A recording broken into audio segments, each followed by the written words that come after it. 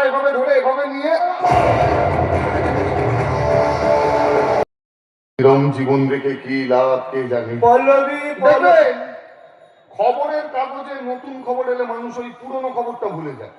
যখন ওই chit fund কেলেঙ্কারি এলো, সবাই ওই চিট ফান্ড কেলেঙ্কারি নিয়ে মাতামাতি, তারপরে শিক্ষক দুর্নীতি, ব্যাস চিট ফান্ড কেলেঙ্কারি ভুলে গিয়ে শিক্ষক দুর্নীতি নিয়ে মেতে উঠলো।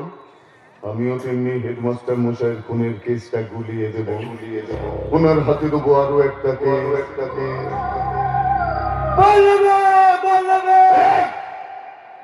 শালা ভয় পাইয়ে দিয়েছে, পল্লবী পল্লবী করে কাছে পোকা খেলো। ওরে পল্লবী তোর বউ ছিল। আমার বউ? হ্যাঁ তোর বউ। ও এখন কোথায়? যাবি বউয়ের কাছে যাবি? হ্যাঁ যাবো। আমাকে কিন্তু কেউ দোষ দিতে পারবেন না, আমি কিন্তু কোনো জোর করিনি। ও নিজে থেকে যেতে চাইছে তাই পাঠাচ্ছে, আমায় দোষ দিলে আমি আমার বউয়ের কাছে যাবো। যাবি তো পাগলা, যাবি তো। বড় মুখ করে বলেছিস তোর আমি এইটুকু উপকার করবো না, কিন্তু তারা তোর বইয়ের কাছে যেতে তো একটা টিকিট লাগবে নাকি? টিকিট ছাড়া যাবি? ফট করে গাড়ি থেকে নামিয়ে দেবে, ভালো হবে। টিকিটটাকে বের করি। আমি আমার বউয়ের কাছে যাবো, আমি আমার বউয়ের কাছে যাবো গো, আমি আমার বউয়ের কাছে যাবো, আমি আমার বউয়ের কাছে যাবো।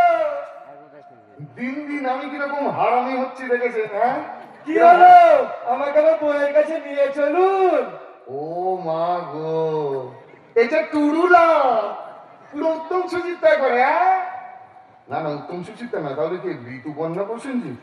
না, তাহলে কি জিৎ কোয়েল? আচ্ছা তো ভাট বকছি কেন বলুন তো? গলাটা এভাবে ধরে এভাবে নিয়ে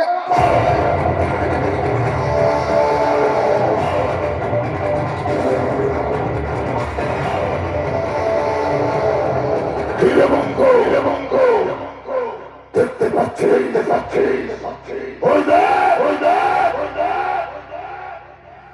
তোর বউ পল্লবী পৃথিবীর পরে স্টেশনে তোকে নিতে এসেছে। মাননীয় বড় বাবু, আপাতত ওই হেডমাস্টার মশাইয়ের খুনের ফাইলটাকে বন্ধ করে বঙ্কুমারের কেস নিয়ে মেতে উঠুন, আর আমিও সেই ফাঁকে আমার ব্যবসার লাইন থেকে পুরোপুরি ফোনটা ভাইব্রেটে ছিল। শোনা, এই সবাই কাজ নিয়ে পেলাম। হ্যাঁ আসছি আসছি, এক্ষুনি আসছি। যাই ওই বাড়িতে ঝামনামোটা করে আছে। ওরে একটা ভয়ঙ্কর মিউজিক বাজাতে পারলা। অল্প নেবা